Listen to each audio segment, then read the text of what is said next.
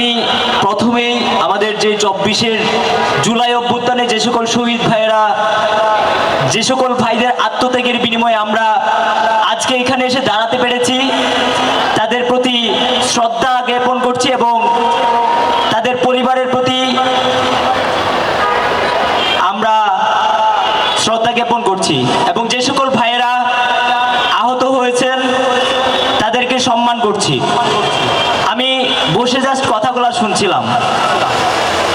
আমরা একটা pressure group হিসেবে কাজ করব। আমিও প্রশ্ন করতে চাই, সরকার এখনো কেন আমার আহত ভাইদের চিকিৎসা নিশ্চিত করে নাই?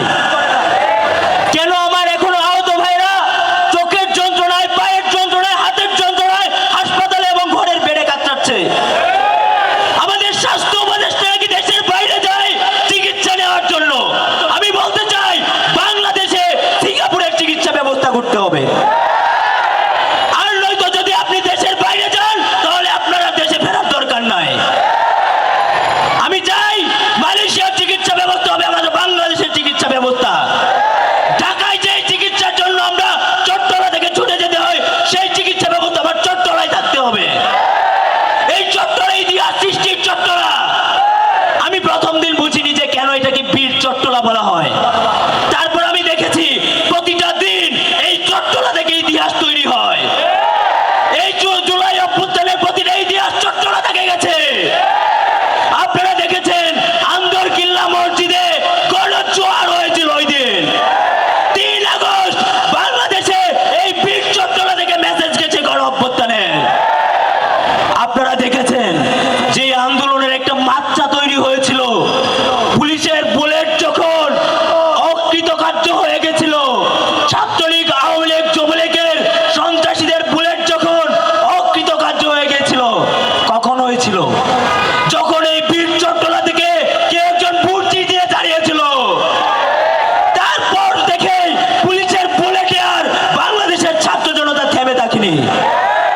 সবাই পুলিশের বুলেট, ছাত্রলীগের বুলেট, আওয়ামী লীগের বুলেট, সকল সন্ত্রাসী বাহিনীর বুলেটের সামনে দাঁড়িয়েছে। যখন বুঝে গেছে এই বুলেট দিয়ে আর কাজ হবে না, তখন চলে গেছে।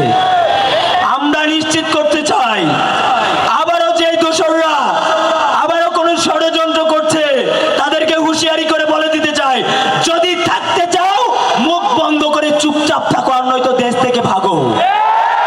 যদি আবারও কোনো ষড়যন্ত্র করে দেশকে অস্থিতিশীল করার চেষ্টা করা হয়, বাংলাদেশ চুপ থাকলে বীর চট্টলা চুপ থাকবে না। এই বীর চট্টলা থেকে আবার আওয়াজ যাবে, আবার যুদ্ধ ঘোষণা হবে। মনে রাখবেন, প্রভু চলে গেছে কিন্তু তার দোসররা রয়ে গেছে। বিভিন্ন সময় বিভিন্ন রূপে আবির্ভাব ঘটে তাদের, কখনো সংখ্যালঘু, কখনো পাহাড়ি, কখনো কখনো বিভিন্ন রূপে অনলাইন যোদ্ধা। আপনারা দেখেন না, গুজব লীগ দেখেন না? এগুলো হচ্ছে এখন তাদের একটা সিমটম। আমরা পরিষ্কারভাবে বলতে চাই, যদি আবারও কোনো অস্থিতিশীলতার দেশে তৈরি করতে চান তাহলে আপনাদেরকে হুঁশিয়ারি করে দিচ্ছি, আপনারা আর এই বাংলার মাটিতে থাকতেও পারবেন না। আমরা বাংলাদেশের ইতিহাসে যেটা দেখেছি, আমরা সংকট সময়ে সবাই ঐক্যবদ্ধ হই, কিন্তু যখন দেশ পুনর্গঠনের দায়িত্ব আমাদের কাঁধে পড়ে তখন আমরা বিভাজন হই। স্বৈরাচার সরকার আমাদেরকে সব সময় বিভাজিত করে আমাদেরকে সব জায়গা থেকে মাইনাস করে দিয়েছে। আমরা দেখেছি 71-এ যখন যুদ্ধ হয়েছিল, তারপর আবার বিভাজন হয়েছে। 90-এর অভ্যুত্থানের পরে আবারও বিভাজন হয়েছে, যার ফলস্বরূপ 24-এ এসে আমাদেরকে আবারও রক্ত দিতে হয়েছে।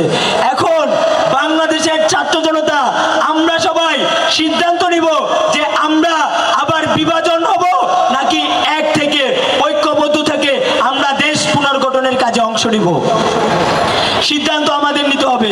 যদি আমরা আবারও বিভাজন হই তাহলে আরো 10 বছর পরে, 20 বছর পরে আমাদের যে পরবর্তী প্রজন্ম আছে তাদেরকে আবারও যুদ্ধে যেতে হবে। আমরা চাই না আবারও আমাদের পরবর্তী প্রজন্ম আবারও রক্ত ঝরাক। আমরা চাই এই জুলাই অভ্যুত্থানের মাধ্যমে যেই স্বৈরাচার সরকারের পতন হয়েছে, সেই স্পিরিটকে ধারণ করে রাষ্ট্র সংস্কারের মাধ্যমে আমরা আমাদের বিপ্লব অব্যাহত রাখবো।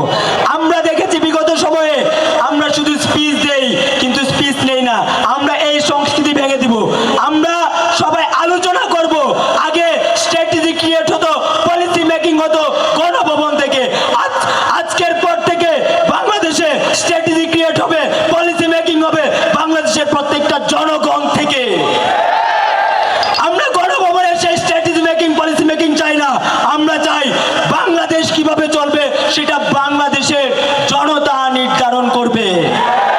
গণভবন নয়, বঙ্গভবন নয়, কোনো ভবন থেকে না, প্রত্যেকটা ঘর থেকে, প্রত্যেকটা অলি থেকে, প্রত্যেকটা গলি থেকে, প্রত্যেকটা উপজেলা থেকে, প্রত্যেকটা জেলা থেকে, প্রত্যেকটা বিভাগ থেকে স্ট্র্যাটেজি মেকিং আর পলিসি মেকিং হবে।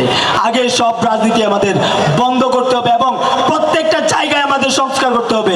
আমরা বীর চট্টগ্রামবাসী আজকের পর থেকে নির্ধারণ করব কোন কোন জায়গাগুলোয় চট্টগ্রামের সংস্কার প্রয়োজন। প্রত্যেকটা সেক্টরে যাব। সিডিএতে দুর্নীতি হয় না, ওয়াসাতে হয় না, সিটি কর্পোরেশনে হয় না, পাসপোর্ট অফিসে হয় না, প্রত্যেকটা জায়গায় যেতে হবে। প্রত্যেকটা জায়গায় যেসব সিন্ডিকেট আছে, যেসব দুর্নীতিবাজ আছে, এখনো আমরা দেখি তারা খোলা হাওয়ায় ঘুরে বেড়ায়, এখনো সেই চেয়ারে আছে। আমরা পরিষ্কারভাবে বলতে চাই, আমি